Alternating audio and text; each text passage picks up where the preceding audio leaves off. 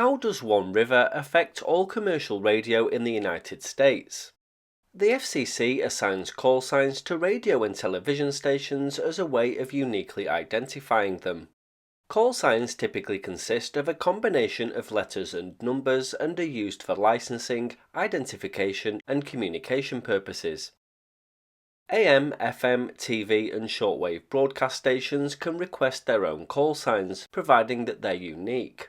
While stations can request their letters, the FCC policy covering broadcast stations limits them to call signs that start with either a K or a W. What we're interested in today is the classic four-letter radio station call signs that are actually used as a major identifier for television stations too. Some earlier call signs consisted of 3 letters, but today they use 4. I should point out that NOAA weather radio stations operating between 162.4 and 162.55 MHz also have call signs consisting of a K or W followed by letters and 2 digits, for example KHB 36 in Washington, D.C. and WXK25 in El Paso, Texas. The 3 letters after the K or W can mean a few different things. Sometimes they represent the networks that own the station, for example WABC or KCBS.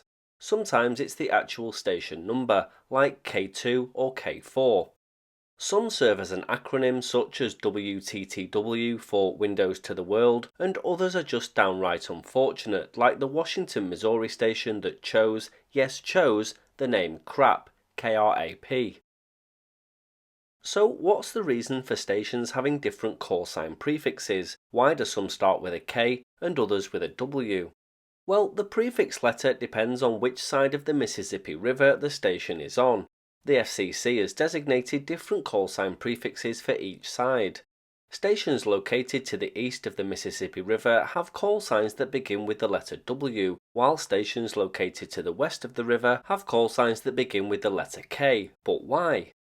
Now, at the start of the video I said all radio, but there are some exceptions. This practice started well over 100 years ago when the Bureau of Navigation, part of the Department of Commerce, began assigning 3-letter call signs to American ships in the early 1910s. Ships in the Atlantic and Gulf of Mexico got a K prefix, and ships in the Pacific and Great Lakes got a W. The precise reasons for choosing these 2 letters are unknown. At the 1912 London International Radio Telegraphic Convention, ranges of letters were assigned to each of the participating nations, and the US was told to keep using the W and most of the K range, with Army stations using A and Navy stations using N. When the federal government began licensing commercial radio stations after 1912, it had planned to assign call letters to land-based stations in the same way as maritime stations. However, somewhere along the line the rule was flipped, and from then on, eastern stations got W call signs and western stations got K. The original K/W boundary ran north from the Texas-New Mexico border, which is several hundred miles west of the Mississippi River. As a result, about 170 stations west of the Mississippi wound up with call letters that started with W, including WEW in St. Louis, which took to the air on March 23, 1922. For reasons unknown, the government started allocating call letters starting KU or KD to just about any new station anywhere in the United States from June 1920 to April 1921. That's how KDKA, the Voice of Pittsburgh, ended up with the call letters it did.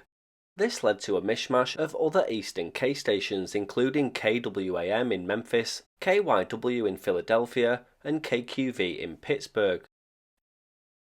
Finally, in late January 1923, the KW boundary was shifted to the Mississippi River in order to balance the populations in the 2 regions, but existing stations were allowed to keep their old call letters rather than confuse long-time listeners with a new identity.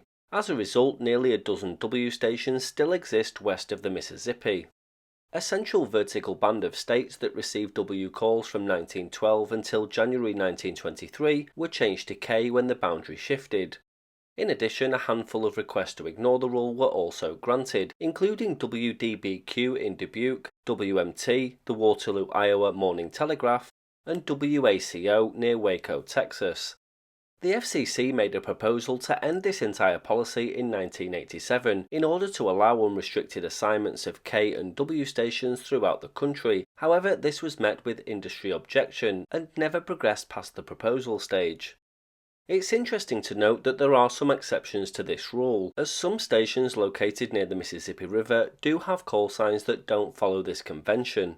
This is also the case in the two states that are divided by the river, Minnesota and Louisiana. Exceptions are typically allowed for historical reasons or special circumstances. Examples of exceptions to the rules are KDKA in Pittsburgh, Pennsylvania, which was licensed in 1920 during a short period when new land stations were issued call signs from a block of letters that were previously reserved for ship stations. Another is KYW, which was originally launched in Chicago by the Westinghouse Corporation in 1921 and later moved to Philadelphia, with the call sign temporarily transferred to Cleveland from 1956 to 1965. The television station KJWP was allowed to keep its call letters after moving from Jackson, Wyoming to Wilmington, Delaware in 2013, although the station did change its call sign to WDPN-TV in 2018. Stations located in U.S. possessions, Puerto Rico and the U.S. Virgin Islands that are considered to be east of the Mississippi River have also been given W call signs.